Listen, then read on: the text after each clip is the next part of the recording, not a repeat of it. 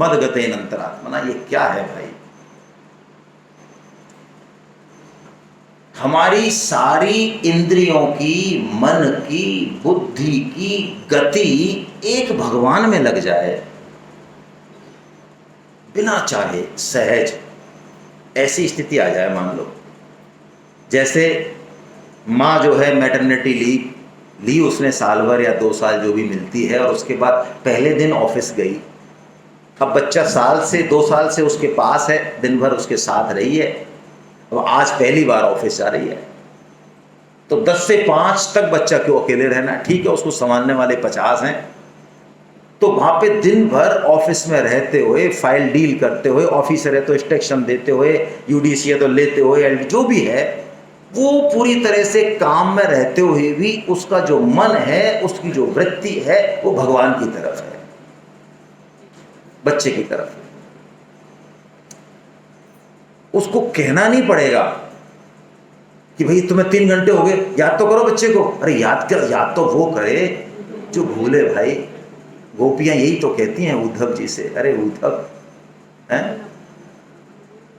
उद्धव जी भजन करो ने भगवान को, उद्धव जी भजन करो ने भगवान को। 4 वेद 6 शास्त्र पुकारे, तत्व 18 पुराण को। 4 वेद 6 शास्त्र पुकारे, तत्व 18 पुराण को। उद्धव जी भजन करो ने भगवान को। उद्धव जी कह रहे हैं भगवान निर्गुण निराकार है, यहाँ भी हैं, अभी भी हैं, तुम्हारे हृदय में बैठे हैं, क्यों दुखी होते हो? तुम क्या हो हम तुम्हें धराती, ध्यान शून्य आसमान को। तुम क्या हो हम तुम्हें धराती, ध्यान शून्य आसमान को। निर्गुण हो के क्यों नहीं धार्यो, निर्गुण हो के क्यों नहीं धार्यो। नख गिरबर पाषाण को। उद्धव जी भजन करो ने भगवान को। उद्धव जी। गोपियों ने कहा तुम्हारे परमात्मा निर्गुण निराकार ही हैं, तुम्हारे श्री कृष्ण, जैसा कि तुम समझा रहे हो हमको। तो जब गोवर्धन पर्वत उठाया तो क्यों प्रकट हुए, क्यों धारण किया इस पे? वैसी धारण कर लेते हवाई हवा में। तुम हमको ज्ञान दे रहे हो। तो उद्धव जी ने, गोपियों ने उद्धव जी को सूदो करके भेज दिया।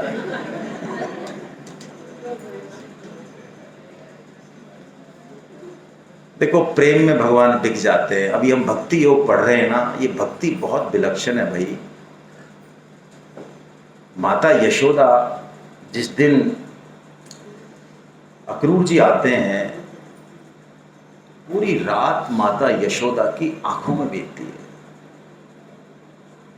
आंसू टपक रहे हैं, बालों को सहला रही है, कन्हैया गोद में सुला रखा है, लेकिन एक एक लीला याद कर रही है। और आखिर में जब अक्रूर जी चल देते हैं कन्हैया को लेके, बलराम को लेके रथ में, तो दौड़ती है माता यशोदा, पागलों की तरह दौड़ती है। और अंत में वो रहस्योद्घाटन करती है।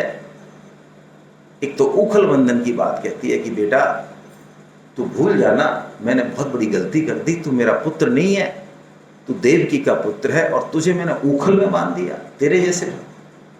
तो कन्हैया इस बात को सुन के उतरते हैं रथ से और कहते हैं माँ कभी मत कहना कि तू मेरी माँ नहीं है, मैं पूरी दुनिया में कह दूंगा कि तू ही मेरी माँ है।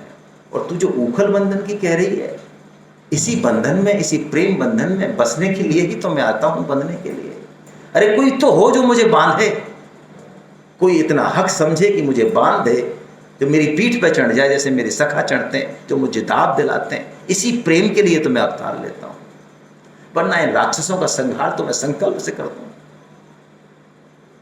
भगवान श्री कृष्ण द्रवित हो जाते हैं और इसी प्रेम की याद करते हैं भगवान श्री कृष्ण। जब नंद बाबा जाते हैं मथुरा में तो भगवान श्री कृष्ण भी द्रवित हो जाते हैं, पूछते हैं नंद बाबा से, क्योंकि इतना ऐश्वर्य है, फिर भी यशोदा को चिंता है कि मेरे लाला को कोई रोटी देता होगा कि नहीं देता होगा, कोई मक्खन खिलाता होगा कि नहीं खिलाता होगा। तो यही कहते हैं, बिलक उठते हैं कृष्ण, कहते हैं बाबा माँ बहुत रोती होगी। क्यों? कि माँ बहुत भोली है, माँ मेरी चिंता करती होगी। मथुरा में रहते हुए सब ऐश्वर्यों को भोग करते हुए भी यशोदा के प्रेम बंधन में भगवान एक क्षण नहीं होते हैं। ये प्रेम है, और इसी प्रेम के लिए भगवान घूमते हैं। ना वो कर्म देखते हैं, ना ज्ञान देखते हैं, ना भक्ति देखते हैं। जिस दिन कोई इस तरह से भगवान को प्रेम करने लगे तो भगवान तो तैयार ही बैठे, मानो देख ही रहे हैं, वो हमारी तरफ ही देख रहे हैं कि भैया ये है तो मेरा अपना, ये कभी मेरी तरफ मुड़ के तो देख ले। कहीं शास्त्र में नहीं आता भाई कि गोपियों ने कोई गीता पढ़ी हो, कोई माला वाला कभी हाथ में हो, कोई ऐसा फोटो दिखता नहीं। भागवतम में और बाकी ग्रंथों में हमने तो नहीं पढ़ा होगा, नहीं मिलता ऐसा। जो गोपियां शास्त्र का एक शब्द नहीं जानती हैं, एक मंत्र नहीं जानती हैं, एक श्लोक नहीं जानती हैं, जो विधि विधान नहीं जानती हैं, उनके आगे भगवान श्री कृष्ण नाचते हैं, उनके घर घर घूमते हैं। अरे 16,108 रानियों में साक्षात उमा लक्ष्मी विराजमान है, उसमें भी भगवान गोपियों के प्रेम को याद करते हैं। ये प्रेम है, ये भक्ति है। और इसी भक्ति योग के बारे में अब भगवान कह रहे हैं कि अर्जुन मैं तुझे अब पूरी तरह से बताऊंगा। ये मेरे हृदय की बात है ना, कोई तो हो सुनने वाला भगवान को ऐसे, जैसे देखो अब क्या बताएं, लौकिक उदाहरण से ही समझना पड़ेगा। कोई हमारे जीवन में बहुत करीब होता है, कोई भी हो सकता है, बहन भाई दोस्त, कुछ भी हो सकता है। तो जीवन में कुछ भी घट जाए, अच्छे से अच्छा घट जाए, बुरे से बुरा घट जाए, तो ऐसा लगता है कि वो कभी मिलेगा तो थोड़ा सा उसको फिर सारी चीज़ें बताएंगे, कुछ सुनेंगे, कुछ सुनाएंगे उससे। क्यों भाई, घट तो चुका है, कुछ बदलने वाला है क्या? नहीं, बस वो एक प्रेम संबंध है। भगवान भी जो आपके हृदय में जो प्रेम छुपा हुआ है, बस उसको कोई तो सुनने वाला हो। तो भगवान को अर्जुन दिखे हैं सुनने वाले, तो भगवान खुद से कह रहे हैं, पूछ नहीं रहे हैं, अर्जुन खुद से कह रहे हैं। तो आइए हम देखते हैं कैसा है भक्ति योग। और भक्ति योग का जो ये इतना प्यारा महल खड़ा कर रहे हैं भगवान, वो महल कैसे खड़ा कर रहे हैं, उसके आधार स्तंभ क्या हैं, हम भी भक्ति करें तो कैसे, क्या बेस है उस भक्ति का, वो भगवान बता रहे हैं। आइए हम पहले उसको देखते हैं, फिर आगे बढ़ते हैं। मय्यासक्त मना पार्थ योगम युञ्जन मदाश्रयः असंशयं समग्रं मां यथा ज्ञास्यसि तच्चनु। भगवान बोले हैं मैं तुझे अब वो भक्ति ज्ञान विज्ञान एक ही बात है, समग्र रूप से बताऊंगा। क्या बताए? देखिए भक्ति की शुरुआत भगवान ने कैसे की। पहला शब्द ही हम देखें तो बड़ा विलक्षण है, मय्यासक्त मनः पार्थ। अब तक 6 अध्याय तक हमने सुना गीता में कि हमको आसक्ति नहीं करनी, राग नहीं करना, कामना नहीं रखनी। लेकिन भगवान भक्ति की शुरुआत ही कामना और आसक्ति से कर रहे हैं। बोलो बोलो, आसक्ति है ना। लेकिन ये आसक्ति किस में है भाई? भगवान में। यदि भगवान में आसक्ति हो जाए हमारी, भगवान को प्राप्त करने की कामना हो जाए, तो ये कामना और ये आसक्ति बाकी सभी आसक्ति और कामनाओं का सर्वनाश कर देती है। तो भक्ति की पहली शर्त, पहला पिलर भगवान कह रहे हैं मय्यासक्त मनः पार्थ। तेरा मन किस में आसक्त हो जाए? इसका मतलब भक्ति में मन महत्वपूर्ण है। इंद्रियां तो हैं, लेकिन इंद्रियों के पीछे यदि मन है तो भक्ति महत्वपूर्ण है। यानी हम भक्ति का कोई भी क्रिया करें तो होगी तो इंद्रियों से, और वो जरूरी है। शुरू में मन लगे ना लगे, इंद्रियों से करते रहें, लेकिन अल्टीमेटली उसमें रस तब आएगा जब उसमें क्या जुड़ेगा? मन जुड़ जाएगा। और दूसरा एक जो बहुत इंपॉर्टेंट बात है, अभी हमारी देवाशीष जी से बात चल रही थी इसी पे, बड़ी अच्छी बात है। भगवान कह रहे हैं योगम युञ्जन मदाश्रया। यानी तू योग का युंजन तो कर, जो तेरे को साधन बताया, कर्म योग, ज्ञान योग, नाम जप, गीता प्रचार, जो कुछ बताया वो सब कर, लेकिन आश्रय किसका रखना है? भगवान का। हमको साधन का आश्रय नहीं रखना है। प्राय हम सबसे ये बहुत बड़ी गलती होती है कि हम साधन करते हैं, अच्छी बात है, ऊंचे से ऊंचा साधन भी हम करते हैं, लेकिन हमारे मन में कहीं न कहीं ये बात बनी रहती है कि हम साधन के दम पर भगवान को प्राप्त। अरे हम तो 64 माला करते हैं भाई साहब, आप में से कोई करता है क्या? कोई नहीं करता। अरे तो और भी एकदम से ऐसे हो जाता, अहंकार और उठ जाता है। भाई हम साधन कर रहे हैं बहुत अच्छा, तो हम पूछते हैं दर दर, कोई दिखता है हमारे जैसा करने वाला? तो नहीं दिखता, तो ये अहंकार और पुष्ट होता है। तो किसी भी साधन के दम पे भगवान मिलने वाले, और बल्कि सही बात पूछी जाए तो साधन वाधन कुछ नहीं है। जो साधन कर रहे हैं ना हम, जो हमारी रुचि का है, सामर्थ्य का, करते रहें, लेकिन साधन करते करते करते करते कभी भगवान की कृपा से ये अनुभव होगा कि इस साधन से भगवान नहीं, हमारे किसी प्रयास से भगवान नहीं मिलेंगे। जिस दिन ये बात घटेगी हृदय में, तब भगवान का काम शुरू होता है आगे का। सुनेरी मैंने निर्बल के बलराम। ये निर्बल कौन सा है? ये कमजोर निर्बल नहीं है ये।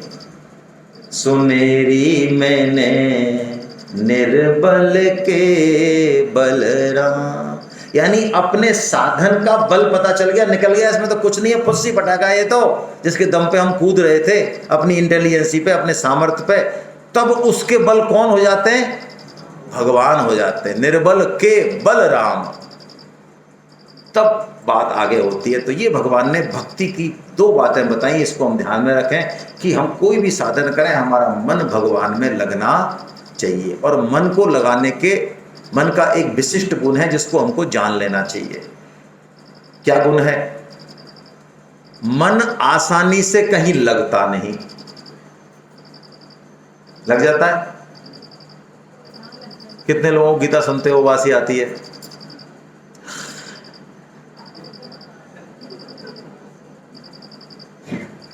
और व्हाट्सएप देखते हुए चेक करना, सास बहू का सीरियल देखते हुए चेक करना। मैं तो बस चेक करने कह रहा हूँ। 1 घंटे के लेक्चर में तो कितनी बार ये मुंह फटता है, और व्हाट्सएप देखते हुए कितनी बार फटता है कि रे यार 10 मिनट हो गई, कहाँ तक देखेंगे तेरे को। फिर 12 मिनट बाद फिर मुंह फटता है, अरे 12 मिनट हो गए यार। इसका मतलब हमारी सहज वृत्ति किधर है ये पता कोई समस्या नहीं है, क्योंकि हमने करोड़ों जन्मों से यही भोगा है। जो परोपकार करते हैं ना, हम परोपकार करके स्वर्ग लोक चले जाते हैं, स्वर्ग लोक में फिर ऐसे ही भोग भोगते हैं, तो यहाँ आके भी हमारा सत्संग में फिर मन नहीं लगता। तो मन आसानी से कहीं लगता नहीं है, लेकिन बहुत बड़ी क्वालिटी है कि एक बार लग जाए तो फिर आसानी से। तो जब तक भगवान में, भजन में, सत्संग में, नाम जप में, प्रचार में मन नहीं लगे, तब तक ही थोड़ी सी जद्दोजहद है। लग गया फिर कोई दिक्कत नहीं है ना। तो मन लगे, इस बात पे हम गौर करें। अब बहुत प्यारी बात भगवान बोल रहे हैं, अपने समग्र रूप को बता रहे हैं। तो कह रहे हैं भगवान कि ये जड़ जो दिख रहा है, सारा संसार ये जड़ है, शरीर भी जड़ है, ये भी मैं ही हूं, और इसके अंदर जो चेतन है, जो व्याप्त है सब जगह, वो भी मैं ही हूं। और जड़ कितने तरह का वो भगवान ने बताया, 8 तरह का जड़ है। मेरी ये जो प्रकृति है ना, प्रकृति का मतलब भगवान का स्वभाव। जैसे हमारा स्वभाव है, हमारा स्वभाव है गुस्से का, विनम्रता का, मीठे बोल बोलने का, जो भी है, जैसा भी स्वभाव है सबका अपना अपना। ऐसे ही भगवान के 2 स्वभाव है, एक तो परा यानी चेतन, और एक अपरा। तो आइए पढ़ते हैं जल्दी से श्लोक को, बड़ा अच्छा श्लोक है। या 8 भेद बताए जड़ के। भूमिरापो नलो वायु खम मनो बुद्धिरेव च अहंकारम इतियम में भिन्ना प्रकृतिरष्टधा। गलत छपरा है, इसमें पे लग गया अहंकार में। देखो मन कुछ नहीं है अपने आप में। अब एक बहुत बड़ी चीज समझें, यहाँ पे 8 भेद बताए प्रकृति के। भूमि से चालू किया, जमीन से सबसे स्थूल है, और भूमि से चालू करके पंच महाभूत बताए, उसके बाद मन, बुद्धि और क्या बताया, ये अहंकार सबसे सूक्ष्म है। यही है अभी हम। इसको यदि ठीक करेंगे ना तो ये सब ठीक हो जाएंगे एक साथ। ये गीता का चमत्कार है। हम लोग ठीक करते हैं इनको इनको इनको, लेकिन ये गीता कहती है सबसे पहले अहंकार पे काम करो। अहंकार का मतलब क्या है? क्योंकि ये सबसे सूक्ष्म है। यदि अहम ठीक हो गया ना एक बार, तो बुद्धि अहम से ही काम करती है। बुद्धि का प्रेरक भी कौन है? मैं बात मत करिए ज्यादा, आप बाहर चले जाइए आराम से। बुद्धि का प्रेरक कौन है? अहम है। और मन का प्रेरक भी कौन है? बुद्धि है। तो अहम सबका राजा है। तो ये अहम को हम चेंज कैसे करें, इसको देखें। बहुत प्यारी बात है ये। यदि ये अहम ठीक हो गया ना, तो आध्यात्मिक साधन ऐसे जाएगा। स्वामी जी कहते हैं लिफ्ट का सा रास्ता है फिर उसके बाद। और अहम ठीक नहीं हुआ तो बहुत गड़बड़ है। तो कैसे अहम को ठीक करें?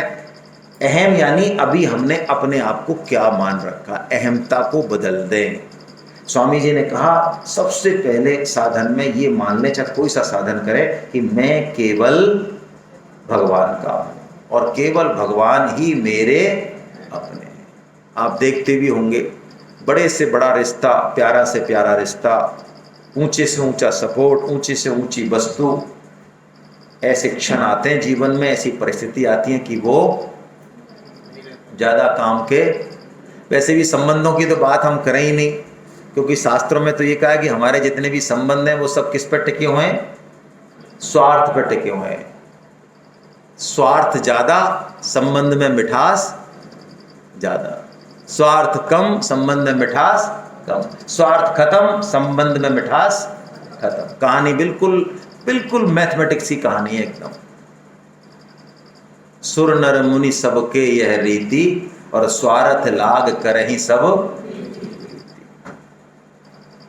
तो किसको मान लें? जो वास्तव में हमारा अपना है। हम केवल भगवान के हैं। झूठ मूठ सही, समझ में आए चाहे नहीं आए, लेकिन हम भगवान को पुकारते रहें, मन से पुकारते रहें, तेज आवाज में पुकारते रहें। इससे बड़ा फायदा होता है। आइए, क्योंकि स्वामी जी की बात है ना, स्वामी जी ने महामंत्र दिया, इसको रिपीट करते हैं। आइए। हे नाथ, हे मेरे नाथ, मैं केवल आपका हूं।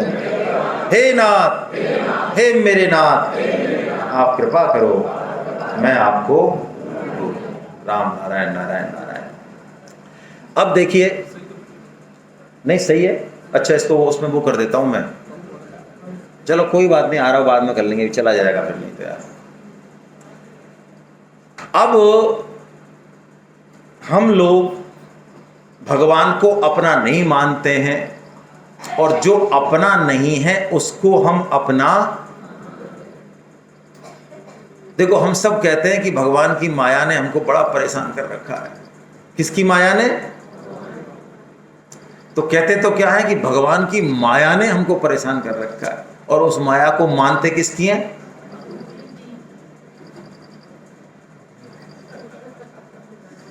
भगवान की। ये तिजोरी भगवान की माया ही है। ये स्त्री पुरुष रूप में जो सब संबंध बनाए, ये जो मिठास है, जो सुख मिल रहा है, ये भी भगवान की माया है। सब कुछ दिख रहा है जो क्या है, तो ये सब किसका है? लेकिन मान किसने रखा है? तो बताओ, माया स्त्रीलिंग है, तो स्वामी जी कहते हैं भाई किसी दूसरे की स्त्री को यदि अपना समझोगे तो पिटाई होगी कि नहीं होगी? अरे होनी चाहिए, बढ़िया वाली होनी चाहिए। और यहाँ तो किसी की भी बात नहीं है, यहाँ तो किसकी बात है? ओहो, त्रिलोकपति के, उनकी जो धर्म पत्नी है उसको क्या समझ रखा हमने? अपना। तो बोलो क्या बढ़िया फिटिंग होगी हमारी। अरे उनको हम माता रूप में देखें तो हमारी सारी जरूरतें पूरी कर देंगी, वो करी नहीं है, लेकिन उसका मालिक समझ लिया हमने आपको, जो कि हम वास्तव में मालिक हैं क्या? स्वामी जी कहते हैं इतनी सी चीज की भी क्या हम मालिक हैं? इस शरीर जिसको कि हम इतना संवारते हैं, दुलारते हैं और इतना अच्छे से रखते हैं, तो क्या इसके भी हम मालिक हैं? अरे भाई, शरीर आपका कहना मानता है क्या? मानता है? आपके बाल सफेद होते हैं तो आपसे पूछ के होते हैं? कि भाई साहब हम सफ़ेद हो जाए क्या, 50 साल के हो गए। बुखार आता है जब ये कहता है भाई साहब अब हम थोड़ा 3 दिन रेस्ट करना चाह रहे हैं, बोलो आप परमिशन दो तो चले जाए, हैं? परमिशन लेता है।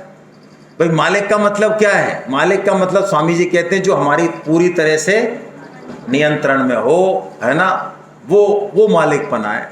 तो हम किसी भी चीज के मालिक नहीं है।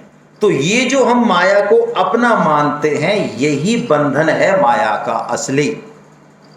भगवान उसी बात की तरफ कह रहे हैं। बड़ी प्यारा श्लोक है कि ये जो मेरी माया है, देखिए भगवान क्या रहे हैं, दैवी ही ऐसा गुणमयी मम माया दुरतया मामेव ये प्रपद्यन्ते माया मेताम तरन्ति ते।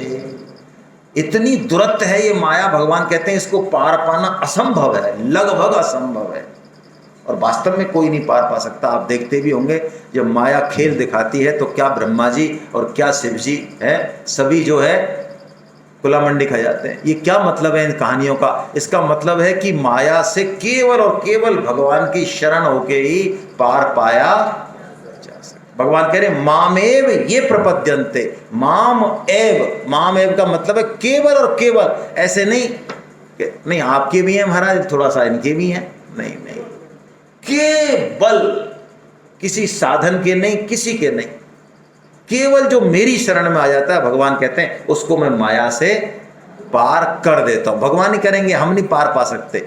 माया से पार पाना हमारे लिए ऐसे ही है जैसे हम समुद्र को तैर के पार करना चाहें, लगभग असंभव है। उद्धव गीता में आप श्रीमद् भागवतम पढ़ें तो उद्धव गीता में उद्धव जी जो हैं, जो भगवान के भक्त हैं, सखा हैं, उन्होंने एक बड़ा प्यारा श्लोक बोला है। उन्होंने कहा प्रभु आपकी माया चाहे कितनी तुरंत हो, अरे हम आपको अर्पण करके भोजन करते हैं, प्रसाद पाते हैं, हम वस्त्र पहनते तो आपको अर्पण करते हैं, आपकी दी हुई प्रसादी माला वस्त्र को सूंघ के पहन के और आपके साथ खेल के आपका चिंतन मनन करके हम इस माया को सहज पार कर जाएंगे। हाँ, सहज में ऐसे पार कर जाएंगे जैसे कि बछड़े का खुर हो और खुर में पानी भर जाए, जमीन में खुर बन जाता है ना, खुर की छाप, उसमें पानी भर जाए, उसको लांघना बताओ किसके लिए मुश्किल है, आराम से लांघ जाएंगे। ऐसे भगवान की कृपा से हम माया को लांघ सकते हैं। ये भागवतम में भगवान ने खुद ने कहा ये बात। लेकिन यदि हम भगवान की शरण नहीं है तो हम नहीं लांघ सकते। और माया को जो पार कर जाते हैं, ऐसे भगवान 4 भक्त बताते हैं। मेरे 4 तरह के भक्त हैं। कौन कौन से? आर्तो, पढ़े नहीं बस मैं देख रहा हूं, आर्तो, जिज्ञासु, अर्थार्थी और ज्ञान। ये 4 तरह के भक्त भगवान कहते हैं ये मेरे भक्त हैं। आर्त का मतलब जब दुख आए जीवन में तो केवल और केवल भगवान से सहायता मांगते हैं। जैसे उत्तरा, जब अश्वत्थामा ने ब्रह्मास्त्र चलाया, क्योंकि उसको पता लग गया कि ये अंतिम वंश है, इस वंश को ही निपटा देता हूं मैं, तो जब ब्रह्मास्त्र चलाया तो उसका जो जलने लगा गर्भ में बच्चा, तो उस समय पांडव खड़े हैं, बाकी सब लोग खड़े हैं, लेकिन उत्तरा ने सिर्फ और सिर्फ भगवान श्री कृष्ण से पुकार की है। भगवान ने बचाया उनको, है ना। परीक्षित जी को जिंदा किया, गर्भ में मर गए थे, ब्रह्मास्त्र जिंदा किया। तो ये आर्त भक्त हैं जो दुख में किसको पुकारते हैं? साईं बाबा की तरफ नहीं चल देते हैं, है ना, केवल भगवान। अब वो बचाएं तो और ना बचाएं तो, जैसे भी हटने वाले नहीं है वहां से, है ना। जिज्ञासु, कोई भी मन में शंका है तो भगवान के सामने रख देते हैं। जैसे अर्जुन, ये नहीं सोचते यार मैं ऐसी बात पूछूंगा तो भगवान डांटेंगे मेरे को, यार ये तो एलकेजी क्वेश्चन पूछ रहा है, तो नहीं, जो अर्जुन के हृदय में बात आती है वो भगवान के सामने रख देते हैं। और कहते हैं अर्जुन प्रभु आप मेरा समाधान नहीं करोगे तो और कौन करेगा बताओ, आप ही करोगे। तो बस इसी चीज पर रीझ जाते हैं भगवान। भाई जब डिपेंडेंसी होती है ना, शरणागत होती है, तो रीझ जाते हैं भगवान। स्वामी जी कहते हैं ये उसी तरह से है जैसे बच्चे को नहलाया माँ ने, अच्छी तरह से कपड़े पहनाए और पट्टा जाके बाहर लग गया, दोस्तों में कहीं कीचड़ विचड़ में मारा है, लोट, है ना, मौज उड़ रही है उसकी। तो अब आया है तो माने अंदर है, अब उसको ये भी होश नहीं है कि मेरे कीचड़ लग रहा है, वस्त्र खराब हो गए, उसको कुछ भी होश नहीं है। वो तो माँ डांट रही है और माँ की तरफ हंस रहा है खिलखिला के, तो माँ देखती है इसको क्या करें, इसका बेवकूफ़ का, तो उसको खुद ही नहलाएगी, खुद ही कीचड़ हटाएगी, खुद ही तैयार करेगी। लो, उसको कुछ नहीं करना पड़ा। ये भक्त ऐसे ही चतुर होते है ना। अर्थार्थी, तीसरा अर्थार्थी मतलब अर्थ तो चाहिए, कोई कामना है, कामना है, बिना चीज़ों के नहीं चलता भाई। शरीर है, जब तक संसार है, जब तक नहीं चलेगा। लेकिन उस कामना की पूर्ति किससे चाहते हैं? केवल भगवान से चाहते, किसी दूसरे से नहीं चाहते। कोई दूसरा उससे अच्छा दे दे तो हाँ तो चले जाएंगे महाराज, फिर तो बढ़िया। थोड़ा सा भाई भगवान तो कहते हैं हमारे पास तो ये है 25-50 का, ये दे सकते हैं हम आपके। और एक है जो कह रहे हैं कि नहीं हम आलीशान महल दे देंगे आपको। तो किधर जाना है? तो ये अर्थार्थी किधर जाता है? ये भगवान की तरफ जाता है। क्योंकि क्यों? इसमें स्वामी जी कहते हैं अर्थ की प्रधानता नहीं है, इसमें प्रधानता किसकी है? भगवान के साथ संबंध की प्रधानता है। देखो ऐसा होता है जब प्रेम और संबंध प्रधान होता है तो ऐसा हो जाता है। फिर माँ का उदाहरण ही लेते हैं, स्वामी जी यही उदाहरण देते हैं कि मान लो माँ ने बच्चे की बढ़िया से पिटाई कर दी, ठीक है, हमारे यहाँ उसको कुटाई बोलते हैं, बढ़िया पिटाई को। दो शब्द नहीं बोलते हमारे यहाँ, एक ही शब्द में काम चलाते हैं, कुटाई कर दी बढ़िया। तो अब कुटने के बाद वो बच्चा कहीं पड़ा हुआ है बेचारा, वो सोच रहा है आज क्या हो गया हमारे साथ यार, बताओ, जिनको हम सबको समझते थे उन्होंने हमारी ये हालत कर दिया। हमें तो उम्मीद भी नहीं थी, कोई कल्पना भी नहीं थी, लेकिन अब हो गया जो हो गया था। तो अब उसको सब मनाते हैं, चाचा भी जाता है, ताऊ भी जाता है, कोई भाई भी जाता है, ले बेटा तू रसगुल्ला खा ले, तो रसगुल्ला पसंद है ना, तो ये ब्रेड खा ले। उसको कुछ भी ले जाते तो वो करता रहता है, उसको कोई किसी से कुछ लेना देना नहीं। क्यों? उसके तो मूल में ये धरा है कि यार ये माँ ने मेरी पिटाई कैसे कर दी है ना। वो माँ, अब वो माँ जब माँ देखती है कि देखो ये किसी से नहीं बन रहा है, ये रसगुल्ला नहीं खा रहा है, पट्टा कुछ नहीं खा रहा है, ये तो माँ इस बात पे रीझ जाती है, फिर जाती है माँ। बस भगवान का भी ऐसा ही सिस्टम है।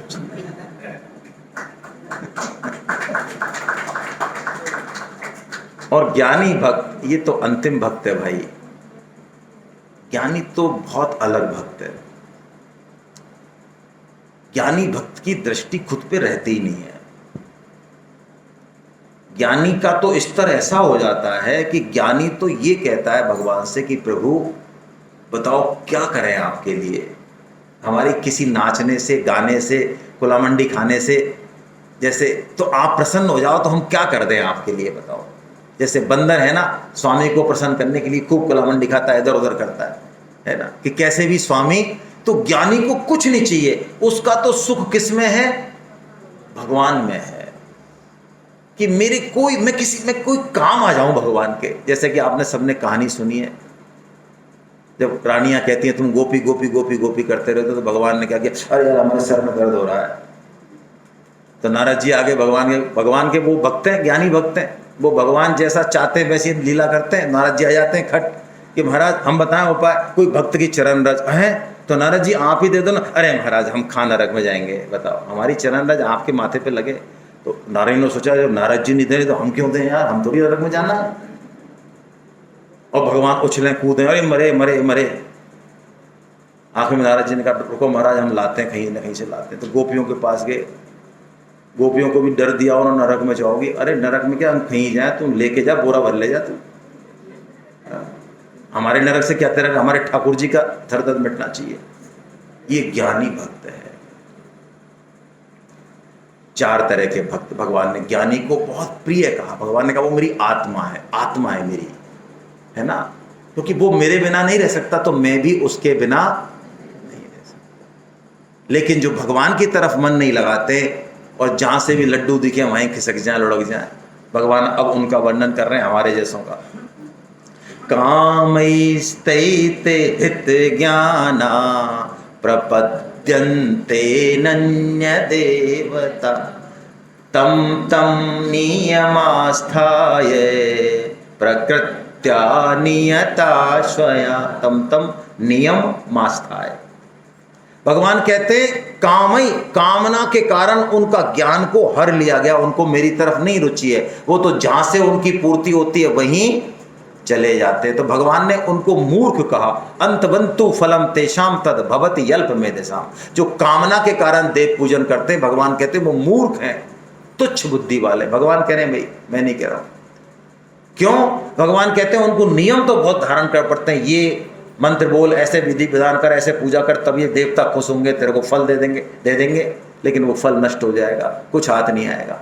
भगवान कहते हैं अंतवत्तु फलम तेषाम, वो मूर्ख हैं, इसलिए हमको और जो देवताओं को पूजते हैं वो देवताओं को प्राप्त होते हैं, और जो भगवान को पूजते हैं वो भगवान को प्राप्त होते हैं। हरे कृष्णा हरे कृष्णा।